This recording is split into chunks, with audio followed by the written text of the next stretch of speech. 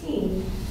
And the first page, this is a chart that I used all. Caroline, Oh, go ahead. first call meeting to order. Oh, I'm sorry. Call the finance meeting to order, so any public comment. Hearing none, we'll move to our topic for today, which is library system conditional grants. Commissioner Hirschler is on the phone, so I just ask you to speak loud and clear. Okay. So the handout that you have called Conditional Grant Project Status Update for 2017, January 17, 2018. It starts out with a chart that this was a sort of a progress chart we used with library directors and the board throughout the year to keep track of when we started projects, how they were doing in progress, and when they were completed. So that's just a summary to share with you, but the meat of the document is the following 3 pages, and it starts out with each one of the conditional grant goals and where we stood on each one of those. The diversification of funding one is actually the hardest one to talk about right now because we don't have all of the numbers in yet from our libraries. They said they needed until the end of January to be able to report back on this, but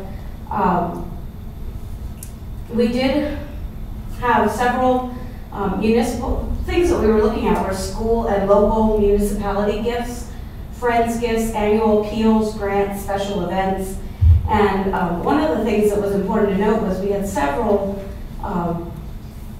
gifts that we either didn't have before or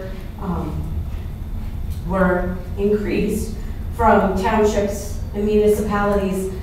Dickinson Township made a donation of an additional $500. North Newton Township did an additional gift of $1,800. Penn Township, $250. Shippensburg Township made a donation of $5,000, and South Middleton, $1,000. So our libraries are getting out to municipalities, talking to them about the importance of libraries and giving and supporting. We also hired a fundraising and grant project coordinator. We offered her the position in 2017. She started January 8th. And she is a very experienced fundraiser, formerly at Carson Long Military Academy. It has a long history of fundraising with Neighborhood Center and Nativity Schools in Harrisburg and several other nonprofits. So she's been on the job a week and she's already generating ideas about where we can go for additional funding for projects that she started talking about. So that one we actually won't know till the end of this month. The others are fairly well summarized here. The digital inclusion goal to improve Wi-Fi services. You can see that we doubled the amount of bandwidth made available to our libraries. We increased our seat licenses, that was doubled at 3 libraries. And in this process, we actually brought the library's Wi-Fi onto our network through the use of a VLAN. So it doesn't affect our staff network, but it brings them on our public network, giving us the ability to authenticate our users, which we didn't have before, and we can also filter that internet. They had filters, but it was a different company. This way they're filtered to the level that we require through the Child Internet Protection Act. So we did this project, we got it done early, we were done in August, and we had a savings of 57% on the equipment to do that through the E-rate program. We had, of course, with Jonelle gone, that was a new adventure for all of us to figure out how to apply for E-rate, so we're particularly proud of that. The next one with digital inclusion with access to high-speed internet services by providing public internet computers. That was a fairly typical project for the library system, so it wasn't a difficult one for us to accomplish. We did 72 public internet computers purchased and installed in the libraries between January 1 and July 1, so that was done on time. The next one on children's literacy computer workstations. This one you may have even seen the colorful keyboards or the tablets for these AWE workstations for early learning and literacy. We purchased 18 of them. We let the libraries choose if they wanted a desktop computer or a tablet, and they could get multiples.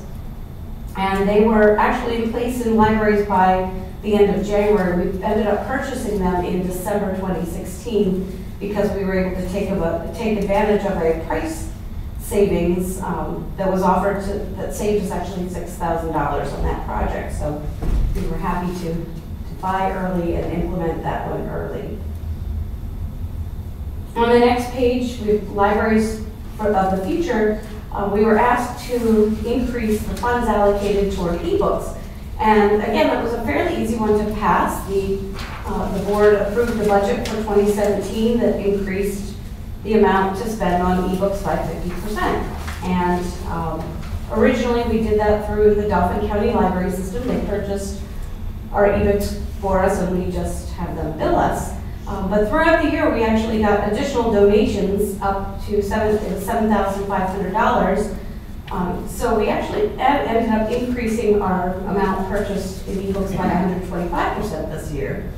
The other exciting thing about that was we weren't thrilled about that purchasing model, not knowing where our money was going, and so we brought that back in-house into our collection management from Dauphin County. So we purchased through the same vendor, but we actually have more control now. We go in and look at high demand holds for Cumberland County residents and see what our residents want to read and made our purchases that way. So that was an exciting change for us. The next one is, it was a little bit difficult working. It was to work with the prisons, courts, children and youth, IMTO, and the goal was to develop a proposal for a tell-a-story project to communicate through video between inmates and their children at home. And when we considered this project, it fits in every way with our mission. We were really excited about it, but we didn't really have the resources to reach out to all the meeting new and not knowing department heads.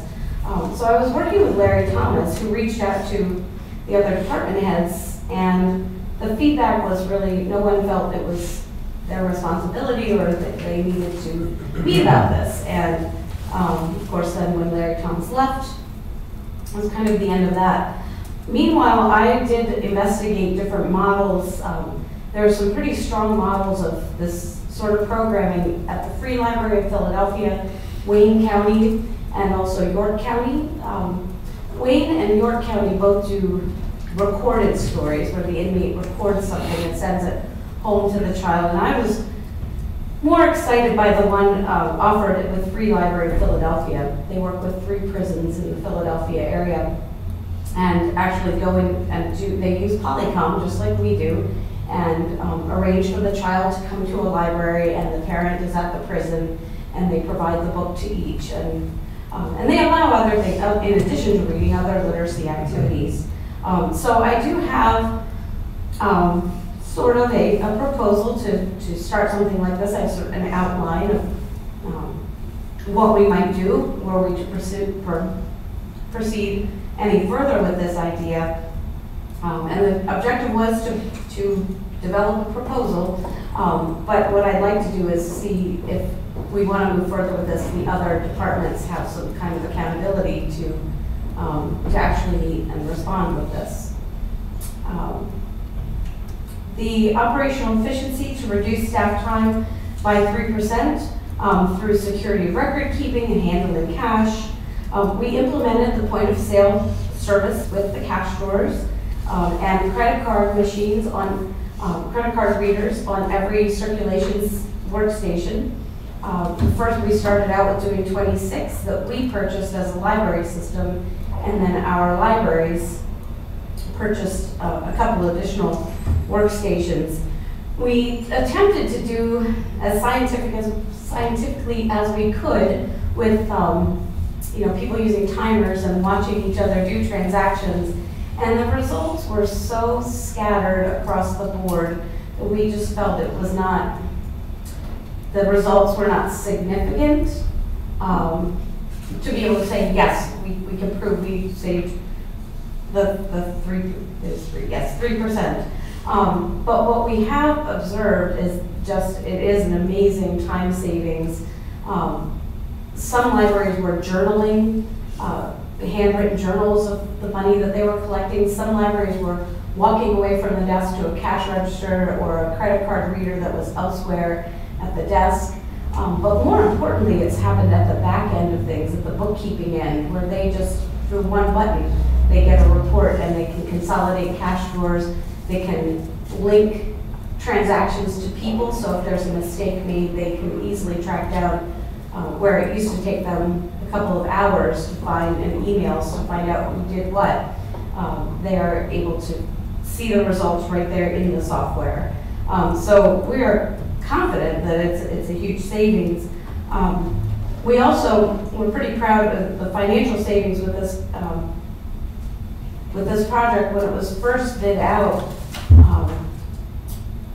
we looked at the cost of merchant accounts and said we can't possibly afford for each library to have their own merchant account, which would have meant the money would come to the county would have to spend time, by the county, I mean the library system. The library system would have to spend time dividing that money out to each of the libraries and cutting checks. And so we negotiated with the company to get 7 merchant accounts, which they actually gave us for free. They're normally $700 some. And so they gave them each a merchant account for free for the first year, and the contract is 50% off that cost for the remainder of, as long as we're using the system. So we were really pleased at that savings level. We were happy to purchase 7 merchant accounts. And now the libraries get their money daily. So when they make a credit card transaction, it goes to the bank and straight from the credit card company into their bank accounts. And the final one is the children's literacy, science and math, STEM programs, and there were, some lengthy objectives there. This was done through a grant with the Whitaker Center. We got a $26,000 grant to implement these children's camps, build kits to take out to places, and also to bring people into our libraries for STEM programming. And this was held throughout the spring and into the summer. Some of it was staff-driven, some of it they were self-discovery. But we did exceed the numbers of classes that needed to be held and outreach that needed to be held, kits that were created. So you could read the numbers there. But we were really pleased that the surveys that came back, 98% of the parents indicated that their children had improved math and science concepts through these camps. And we had all the paperwork in by August 4th, 2017.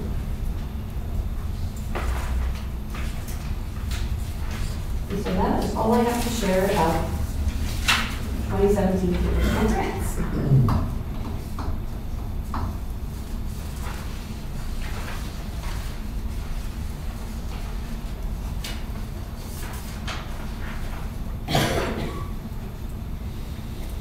Jim, do you have any questions? Yeah, Carol, I'm just trying to understand this. So I'm looking at the information that we were sent in advance here. It starts off with this proposal. I presume that was taken right out of the memorandum of understanding. Is that right? Yeah. So that is addressing potential grants for 2018, 2019. Okay. So the memorandum of understanding, correct, it had this first page statement in it that said we would have $100,000 for grants in 27, projects in 2017, 2018, and 2019. So my report was on what we accomplished with the 2017 grants. I understand. Now, according to this, though, we should have already reviewed, evaluated, and made a decision on the conditional grant for 2017, right? I mean, if I read this correctly, it says conditional grant opportunities being made available to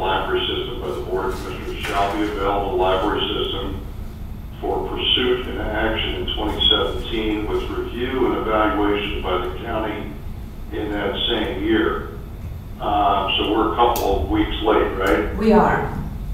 Okay. Well, the intent was that if you met these goals, you know, we would consider, when it wasn't automatic, that we would consider, you know, the funding that would be available here in the first quarter based on what was accomplished in 2017. Is that correct? That was the impression I got, that the money would actually be given to us in 2018 for what we accomplished in 2017. Okay, yeah, that's kind of what I had understood then. So if we look at the, you know, what was accomplished in 2017, it looks like the only hiccup had to do with this program that by the end of 2017, there would be a development of a proposal for a telestory project that would enable children to communicate via video teleconferencing with an incarcerated parent. And from what I'm reading here, you developed a proposal, but you didn't get cooperation from the county prison or the courts or children, youth, and IMTO. Is that correct? That's correct.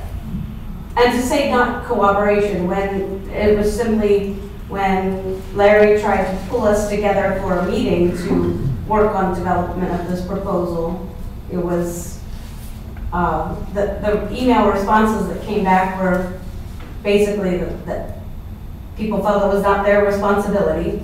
And it's not, I don't think anybody was objected to doing it, but they didn't feel that they needed to be part of a meeting. Are you saying they refused to attend a meeting that was called by the chief clerk? I said to Sandy, I wish, and perhaps somebody does have the emails archived. I just know each one I would read, it was kind of, oh, that's nice, not our project. It was the impression that I got from it. It wasn't like he said, let's have a meeting on July 1st, and people said, I'm not coming.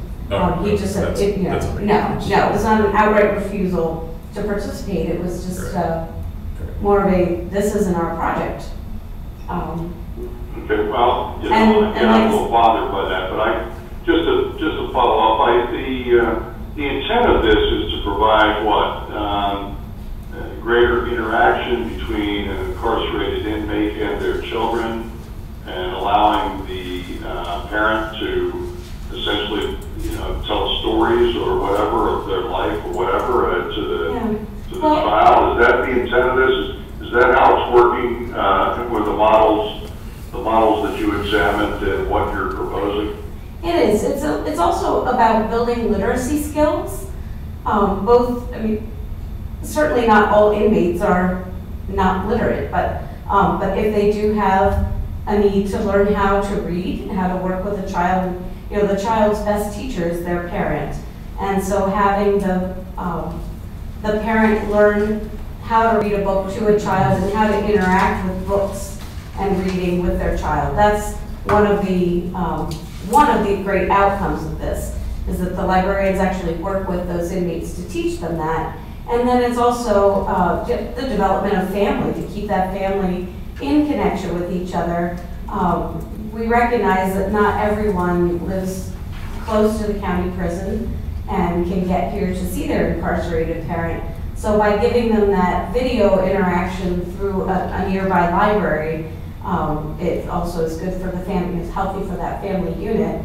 And then it's getting the books into the hands of children, again, building their own literacy skills as well.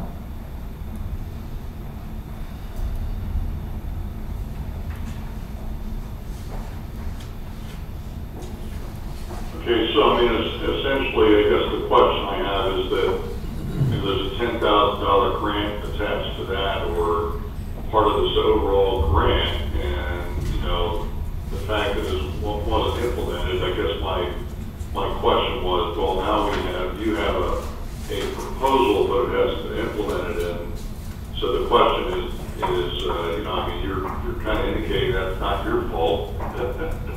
Well, yeah. The question we have is whether or not we should still award the 10,000. Yeah. Well, I mean, it said to develop a proposal, which we did. What I'd like to see is that go further with, and, you know, I'm hoping with a new chief clerk and being able to. Excuse me, I think Dana has something to weigh in on this with. Yeah, I was going to say the same thing that Carolyn had started. They were supposed to develop a proposal in conjunction, and when we went over this with Carolyn, Sandy and I met with her earlier in December, and she did develop the proposal. The piece that wasn't missing was the collaboration. Okay. So they do have the end result of the proposal. They just didn't get to it the way the plan was, and that was with the collaboration of the different departments. And I believe IMTO and the prison, we were talking about something very different, video conferencing, some fundings available for that. And both of them had discussed this project. So it is in the back of their minds. And it is on their performance goals too. Mm-hmm. Oh, that's good to know. Yeah, I feel like this one really fell apart with me being too new to know who to reach out to, and the chief clerk leaving. Right. He was kind of striving to pull it all together, and so that the collaboration part of it is really where we were missing. Let me step back and ask you a question here. Now, it's been a while since we've really been deeply into this issue, so some of it's, tucked away pretty deeply, I guess, and we're all going all together. So when we put the idea out there, the library of the future, the idea, of course, was to modernize in terms of service, processes, possibly including technology, but not just being a technology component of doing the same stuff.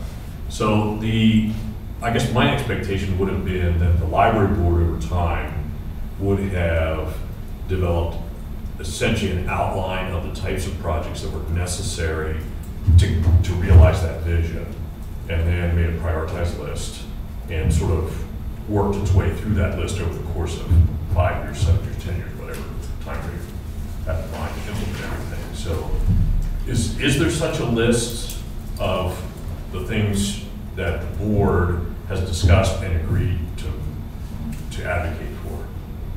Yes, and that's what this next piece leads into, is additional projects that. Okay, all right. That we have sort of a. This is the first I've heard anything about this thing for prisons.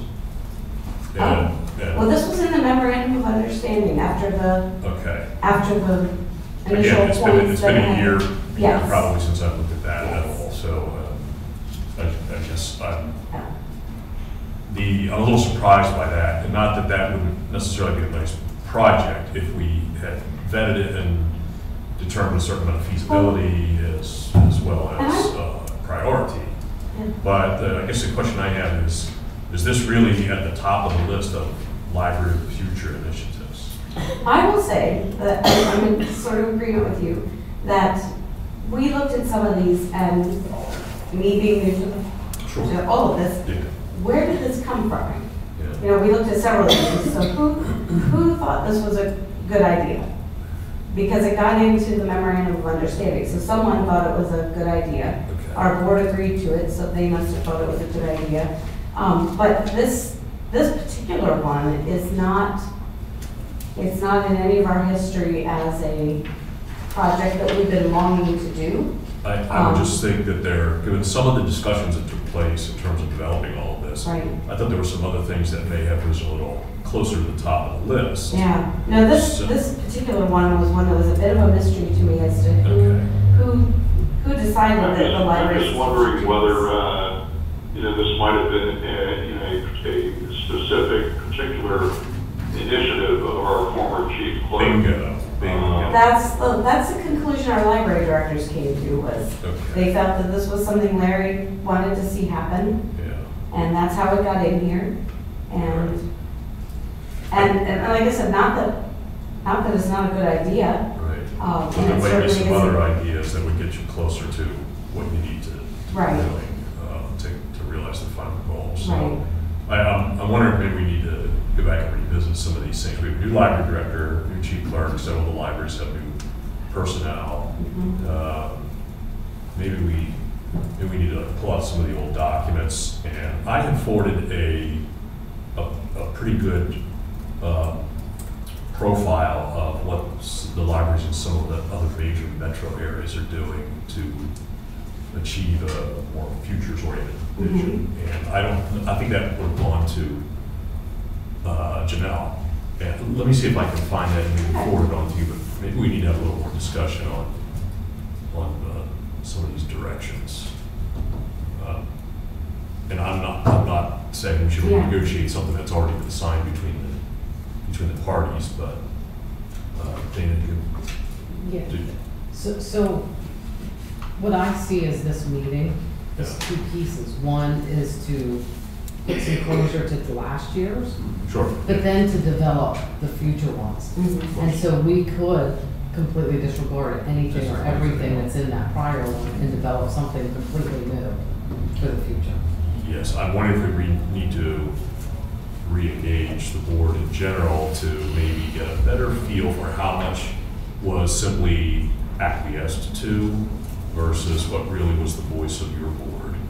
Right. So we can make sure we have a priority list for all of this that really matches the needs and the board's vision. They're the ones charged with essentially setting the direction of the library system for a very long period of time. So I would feel a lot better if we maybe re-engage a little bit here and ensure that what we're doing and what the library board wants to do, the system board wants to do, is in a little bit more alignment with what the original intentions were.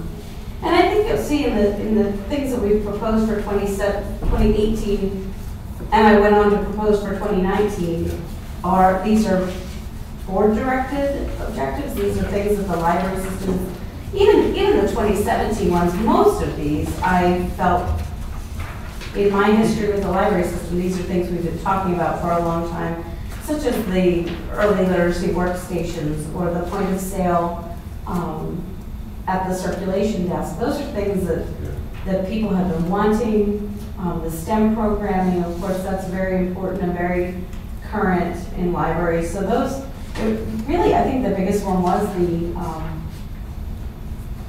the two big things were the prison services, and the other one we questioned, not the fact that we were asked to increase local municipal or local financial effort, but that 5%, people wondered, where did that 5% come from? It seemed somewhat random. And so one of the things we did for 2018, we wanted to keep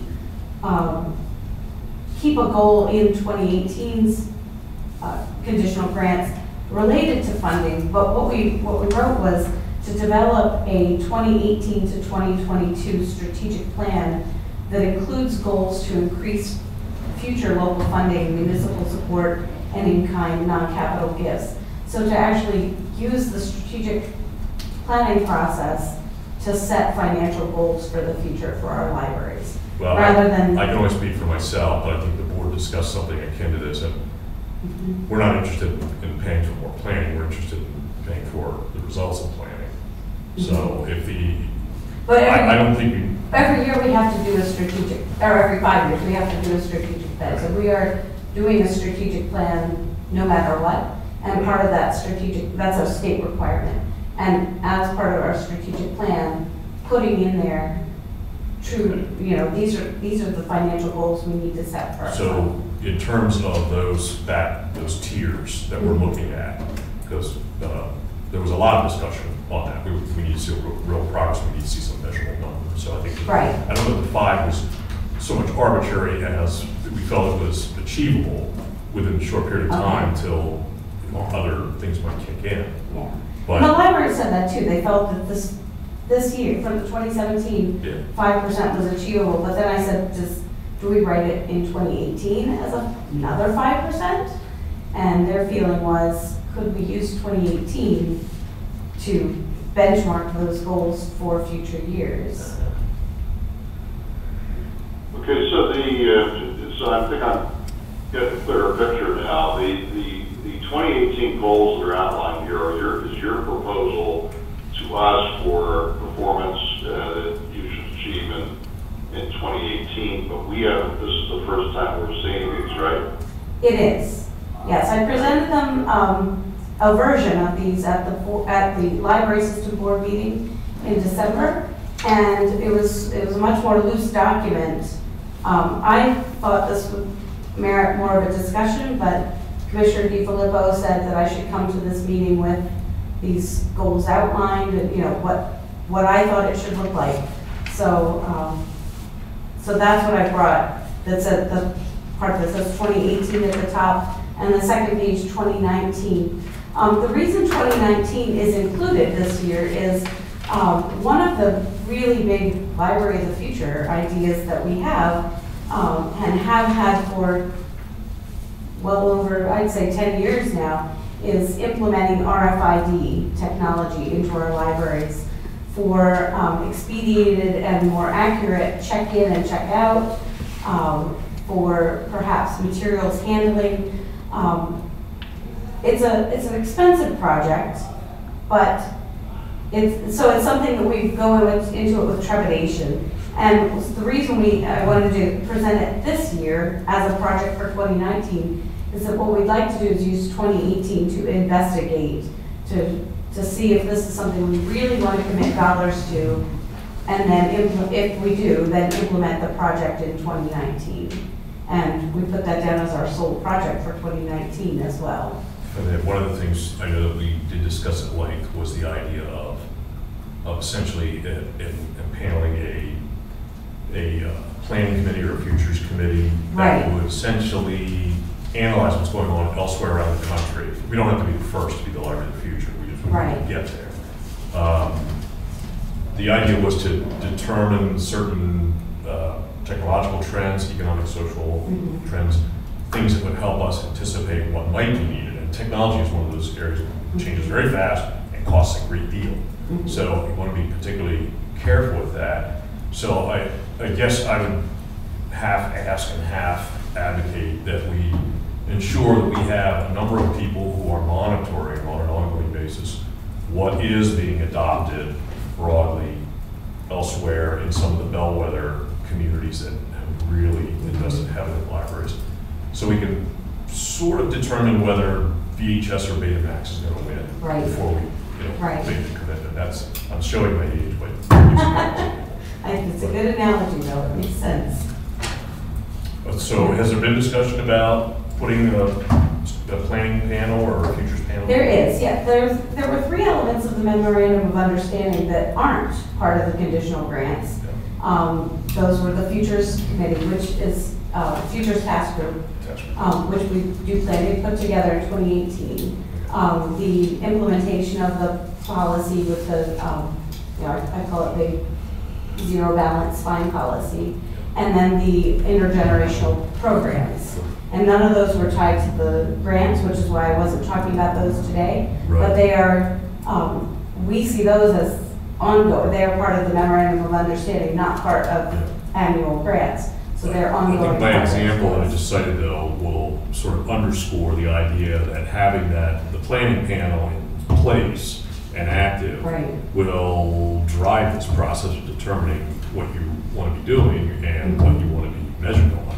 So I would suggest that the Futures Task Force get some prioritization, particularly if you're going to begin analyzing a big technology investment.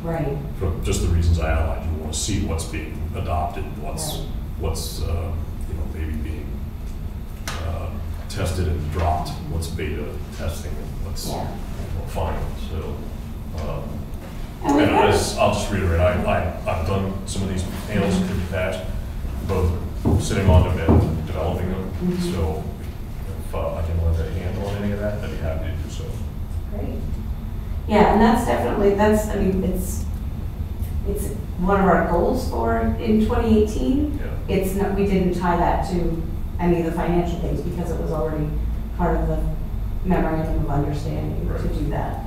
But many of these I think they do tie right back to working with the Futures Task Group. We've got some things like well, B, right away, the providing access to in-library printing from patron-owned devices using this technology called Smart Alec. So right now, people can only print in our libraries if they bring a thumb drive or pull up an email on our public computers. With this technology, they will be able to bring their own laptops and get on our Wi-Fi and print to our printers. Or from their pajamas in their bed, they can, on their smartphone, they get a PDF and send it to print at one of our libraries. And so that's a technology we plan to implement in, we already have that underway.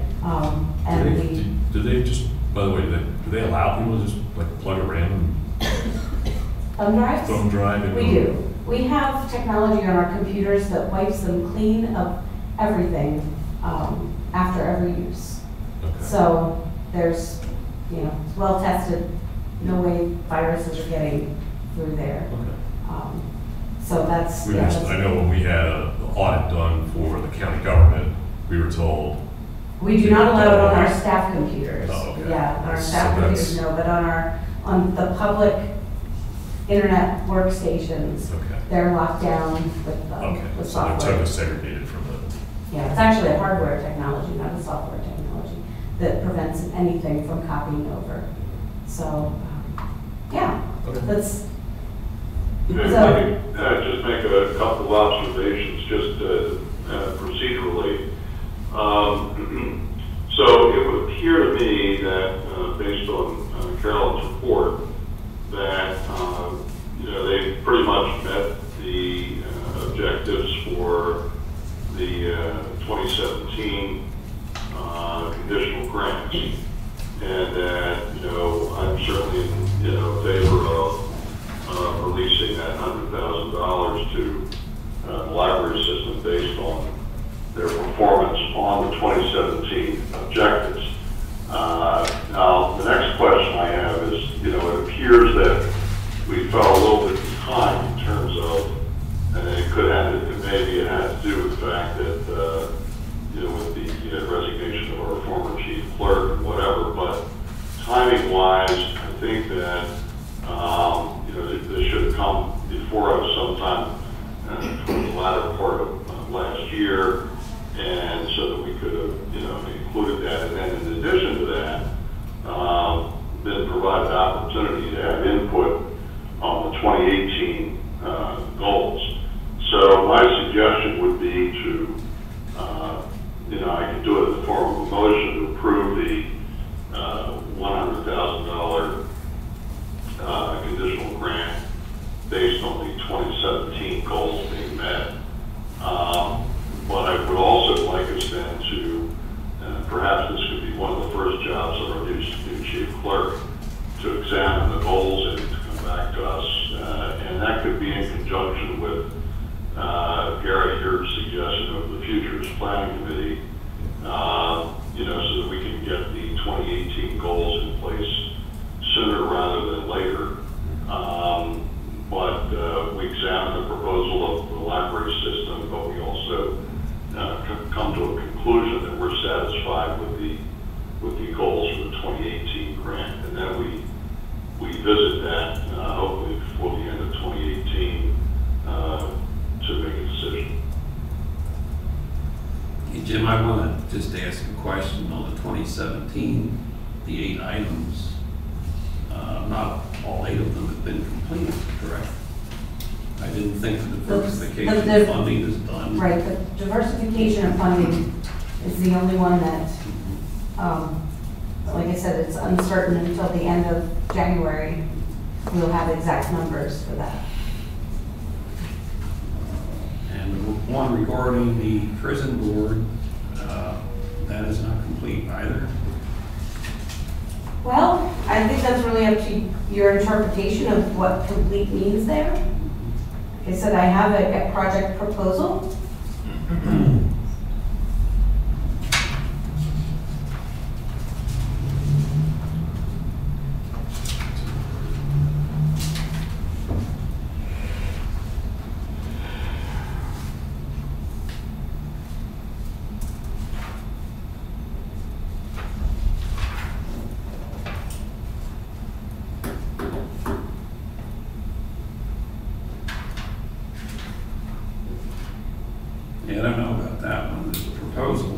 apparently there's no buy-in on it.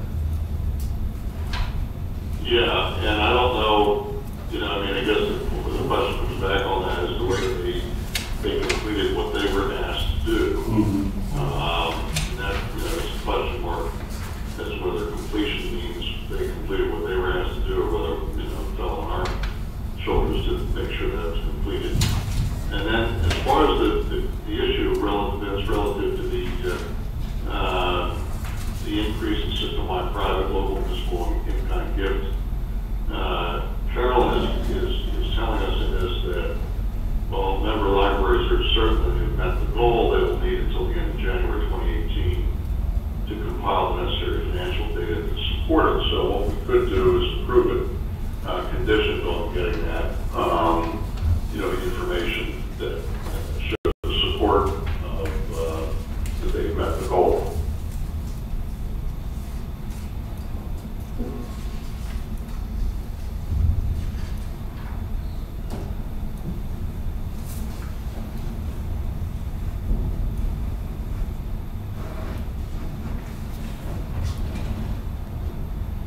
So you're saying you have a proposal, Yes.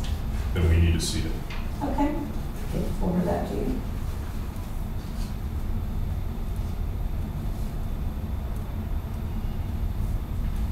And help us know if we're 5% there or 85% there.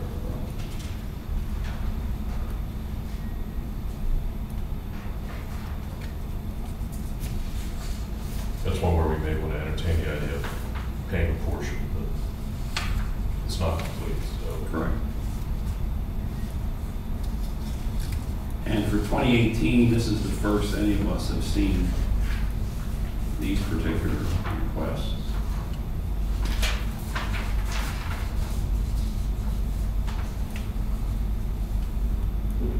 Yeah, the 2019 goal too is just the proposal that we're seeing for the first time Correct. today. Is that right? The 2018 and the 2019, yes. Okay, both of those. Okay. So we'll take the proposed stuff under, as Jim mentioned earlier, we should take these under advisement and begin our due diligence on these. But certainly I don't think we're in a position to take any action on these immediately for you. Yeah, that was, my intent was not to walk out of here having you say, yes, these are your goals, was for you to see them, be able to ask me questions about them. And these are the sorts of things, many of them, like you said, from a long-standing list of projects. We have the website redesign. I don't know if you're aware, but security certificates are changing on websites, and so we need to upgrade our website to a next level technology, Drupal 8, and get new security certificates. We are getting our self-checkouts are nearing their end of life. Self-checkout has been a wonderful technology for us, so we're going to upgrade those to add the, so people can make payments on the self-checkouts, the existing 12, and we want to increase them by at least 25% more. Not all of our libraries have them right now, so we'd like to see them in all libraries. It does require the libraries to make space and pay for the wiring for that, and so we don't know that we can hold them to that, but we'd like to see them increase by at least 25% of machine, add 3 to 5 more machines. We want to explore and implement a couple of them, and here again, E is very much related to a futures task group, looking at things like handheld inventory scanners, mobile ILS, being able to do circulation in the stacks through tablets, text messaging for circulation notices, where people can get a text message that your book is due, and you can text back yes, and it will renew it, that sort of thing. Or a mobile library app where they can, there's all sorts of things that library apps are able to do now. Do we have that list that you're? These are all under E, and so they're things to explore and implement at least one of those. But again, I think that very much relies on the futures task group looking at those technologies. F is about paper trails and accountability for library card accounts. Right now, we don't keep people's signatures. We don't, we keep those signatures for a while, but then those papers get shredded.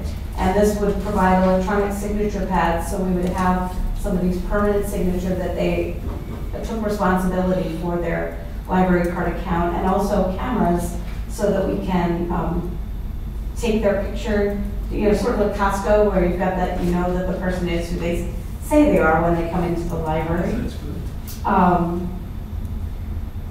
G is a convoluted library talk way of saying we really need a much better collection development policy. Our collection development policy is long and wordy but doesn't say much, and we really want to make sure that we're spending dollars on materials that are best for our libraries, and so that would increase that, make better decisions and increase our efficiencies there. And then H is, we currently have no downloadable video. It is something that libraries are doing. It's also a very expensive prospect. There are a couple of models out there, some that are more commercial, some that are more educational. So again, I think relying more on a futures task group to look at all of the options out there, how much they cost, the cost benefit to offering a service like that. And we did include in that alternatives for ebooks and e-audios, because the overdrive model that's used by the Dauphin County Library System and capital area libraries, while it's a good one, they are limited in their perspective, the collections that are available, and also the way that we do our purchasing.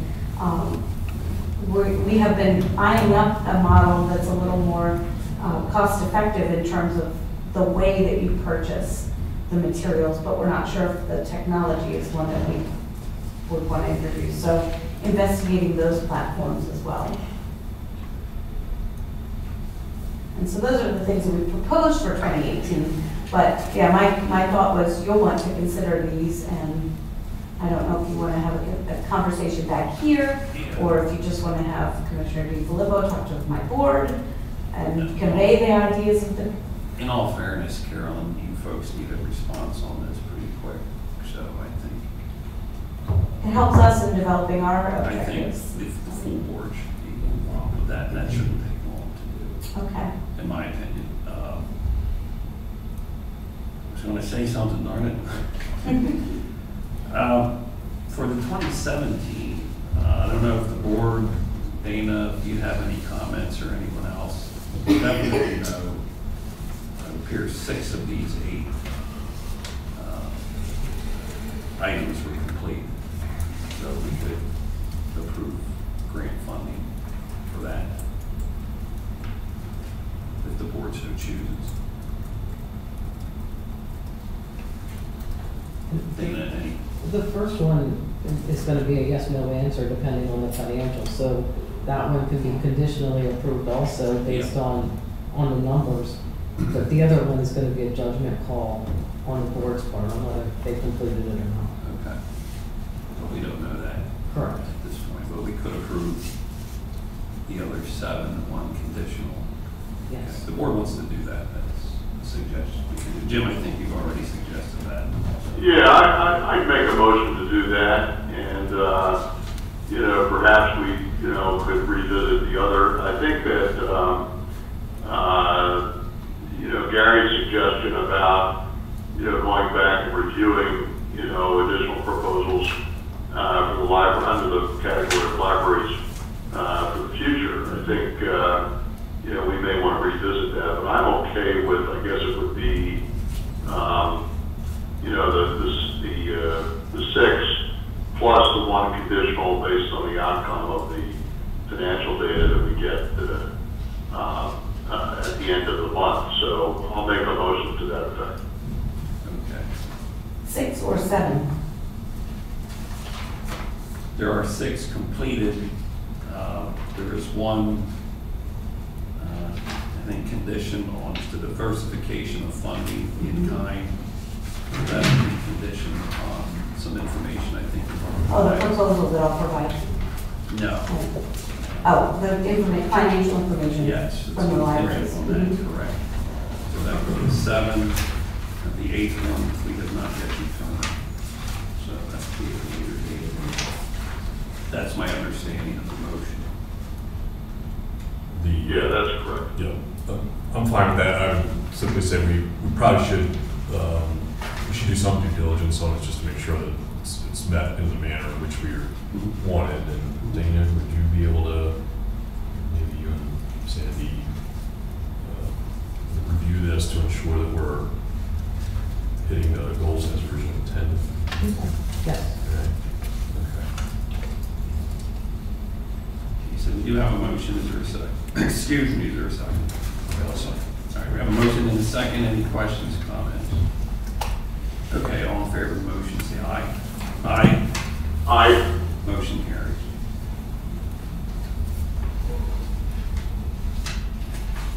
Okay, regarding the 2018 items,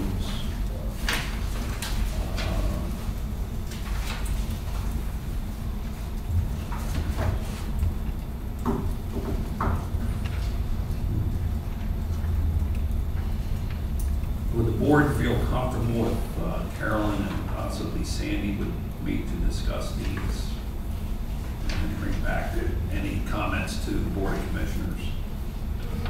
Yeah, that would be fine, and I wouldn't have any objection to, also checking with our new chief clerk, although he doesn't start until the 26th of next month, to see whether he has any suggestions or could provide any input as well. I agree.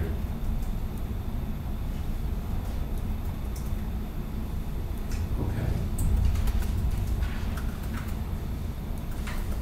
And then hopefully we'll be in a position to get back to the library's board with a if it's the same proposal or a counter proposal, and move from there. Carolyn, what, I don't want to put this off too long for you for these goals. Is there a time frame that you're comfortable with for us to get back to you? Like, yes, these are fine. I mean, on the surface, they look fine. So, excuse me, I meet with my staff tomorrow. We start setting our goals for our staff for next year. So the difficulty is if someone threw in a zinger here and said, we need you to, I don't know what it might be, but something crazy.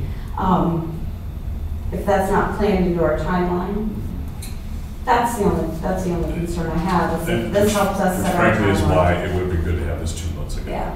So, I mean, we can't be steamrolled into No, and that's supplements. exactly, so.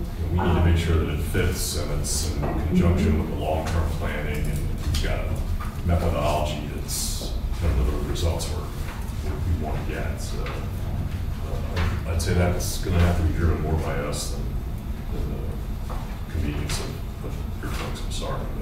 And if we have to modify the goals to ensure you have adequate time, we can do that.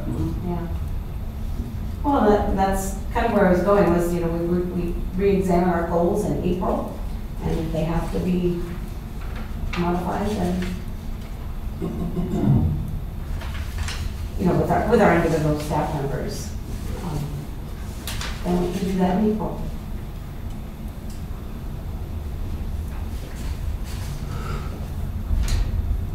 All right. Is there anything else, Carolyn, you want to discuss with us?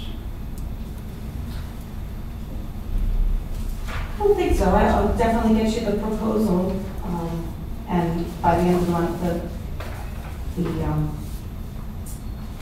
financial information. Carolyn, I don't know whether you're prepared at this point, but could you outline, because I know that you did to the Aging Advisory Board, but for the benefit of the full board, commissioners, as to the progress relative to the intergenerational programming throughout the system? And I believe I was here in think and gave an update. So you should have that written document. No, I apologize if you did. Yeah. I'm sorry. But it's certainly something that, that we're, moving along, continuing to do projects, with that goal in mind. Well, I guess the question is, if you gave us an update in September, this is now January, so what more is Yeah. on? And so I don't have any specifics that I brought along with me, but the Bosmore Library has started a program, intergenerational program at, is it called One West Penn? Yeah. A housing center there. And they have